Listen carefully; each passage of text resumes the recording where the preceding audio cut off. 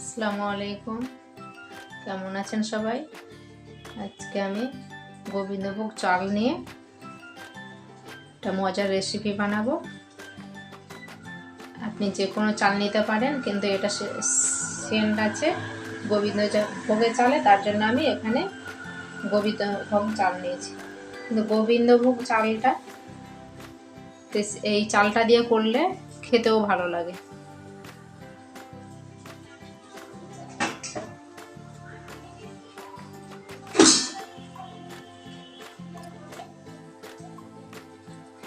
প্রথমে হচ্ছি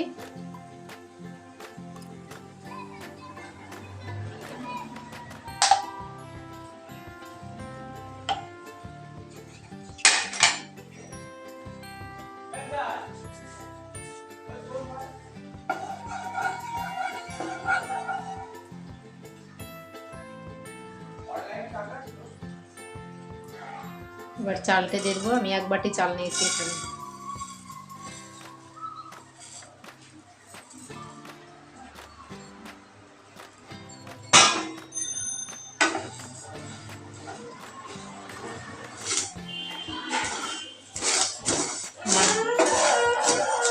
লাল হয়ে গেছে, আর কিছুটা লাল হবে।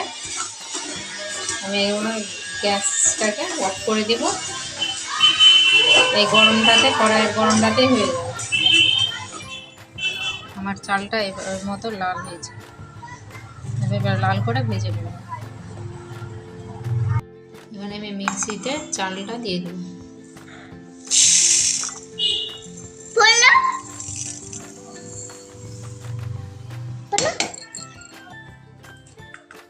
কয়েকটা কাজু দিলাম। এখানে আপনি অ্যালমন্ড বা নারকেল কুচি দিতে পারেন। আমি শুধু কাজু দিলাম, আপনাদের পছন্দ মতো দিয়ে দেবেন। আমার চালের গুঁড়াটা হয়ে গেছে।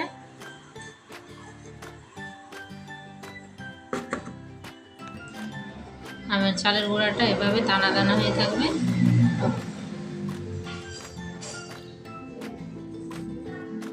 তাহলে খেতে স্বাদ লাগবে।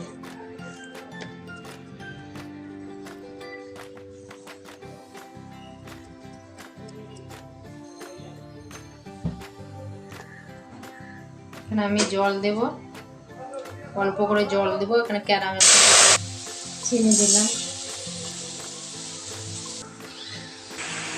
আমার ক্যারামেলটা রেডি হয়ে গেছে। এবার আমি দুধ দিয়ে দেব।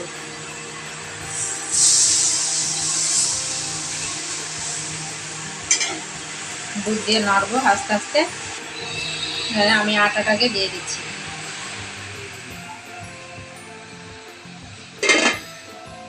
এটাকে নেড়ে আস্তে আস্তে করে নেড়ে দেবো।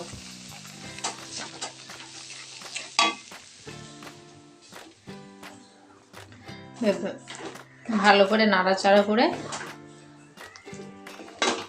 নেবেন। আমার তো হয়ে গেছে এটা করা। এবারে আমি ঠান্ডা করার জন্য রেখে দেব। আমার পুডিংটা ঠান্ডা হয়ে গেছে। আমি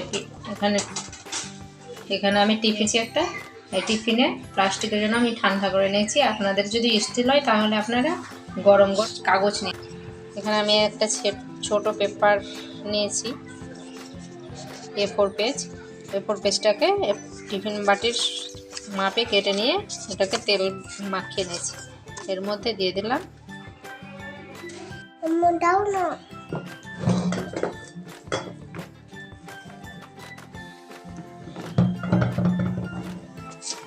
ভালো করে এখানে টাইট করে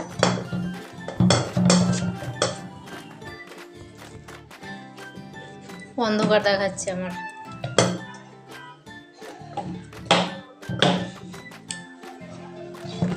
সরো সরো, অন্ধকার হচ্ছে, সরো।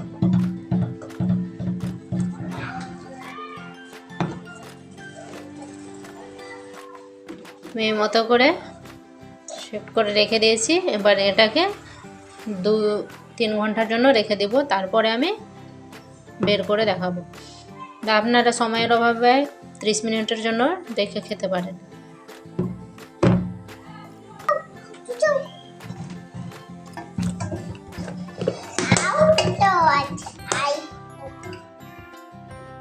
এটা আমার প্লেটে বের করে দেখছি। এভাবে বক্সটাকে বসিয়ে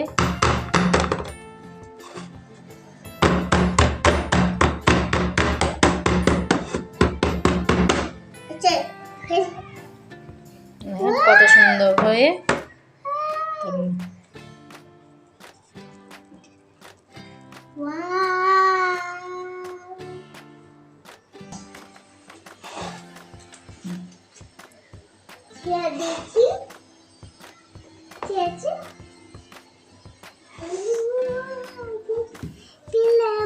দেখুন কত সুন্দর হয়েছে। আমি এভাবে পাতলা পাতলা করে শেপ দিয়ে দিচ্ছি।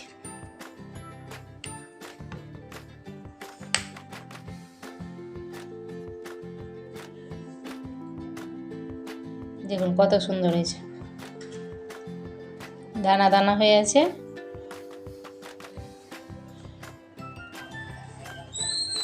দেখুন কত সুন্দর হয়েছে।